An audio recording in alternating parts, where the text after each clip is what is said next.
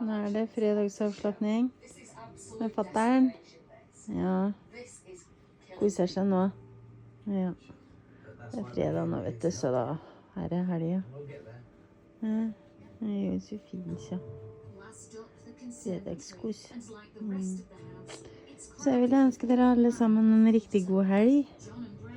Og kose dere masse. Og tusen takk for alle likes og abonnenter. Og dere som vil se videoene våre. Vi bare i begynnelsen, så vi ikke så flinke ennå til å lage videosnitter og videoer. Det kommer. Det blir bedre og bedre. Mannen min jo den som flinkest. Så han gjør mesteparten av jobben med å legge det ut og redigere og sånn. Så får dere ha en skikkelig god helg alle sammen. Kos dere masse. Ciao, ciao.